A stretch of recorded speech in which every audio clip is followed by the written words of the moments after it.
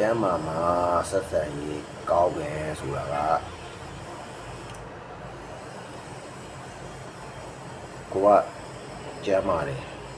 ဆိုရင်လူမှုပေါင်းတဲ့ဆက်ဆံရေးမှာပေါ့ဥပမာအလုပ်ကိစ္စပေါ့အလုပ်ကိစ္စတွေပေါ်လာလို့ရှိရင်ဗမာတွေ့ရမယ်အလုပ်ကိစ္စပြောမယ်ဆိုရင်ကိုကကျမ်းမာနေတယ်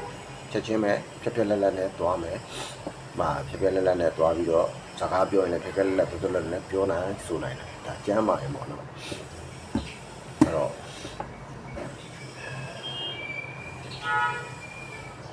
တခုခုလူမျိုးရေးကိစ္စတွေပါဆိုဟိုမှာအလှရှိတယ်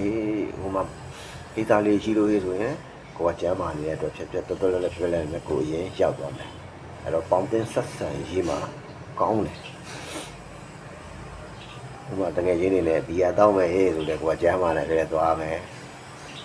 သူတို့နဲ့ထိုင်ပြီးတော့တောက်နိုင်တယ်ပိုတောက်နိုင်လည်းတောက်နိုင်မှာပေါ့နော်ဟုတ်ပြီတောက်ပြီးစားပြီးသွားပြီနောက်နေ့အလုပ်ကိစ္စရှိတယ်ချိန်ထားရှိတယ်ဆိုရင်လည်းကျမ်းမာရေးကောင်းတယ်ဖြစ်တဲ့အတွက်ချက်ချင်းထသွားနိုင်တယ်အဲ့မှာကျမ်းမာရေးမကောင်းတဲ့လူကျတော့ကြံခဲ့ပဲအဲ့တော့ကျမ်းမာတဲ့ခါကျတော့စိတ်သွားတိုင်းကိုပါလာတာဖြစ်တဲ့အတွက်ပေါင်းတင်ဆက်ဆံရေးလည်းကောင်းတယ်အဲ့တော့ကျမ်းမာမှာပေါင်းတင်ဆက်ဆံရေးတစ်ခုရှိတယ်ဆက်ဆံရေးအဲ့ဒါကအိမ်တော်ရှိအိမ်တော်